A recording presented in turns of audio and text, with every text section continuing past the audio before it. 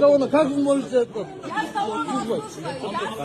Где талон? Где талон? А где у вас талон? Я сниму, конечно. Где? Без талона никак не можете обслуживать. Где талона? Он даже не может сам доказать. Документ возвращай и уйди отсюда. Реально, по-хорошему я говорю тебе. По-хорошему говорю тебе. Документ забрал и уехал отсюда. Давай, быстрее. Какой талон у тебя?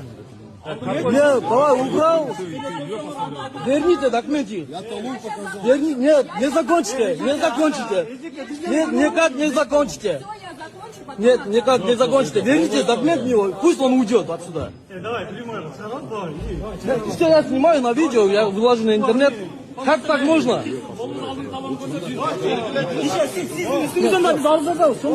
Ну, сейчас обязательно, потому что вы без талона обслуживаете человека. А может вы убираете? Может акча алып как вам билесиз? Акча алып обслуживать эту. Ну конечно, не первый раз же.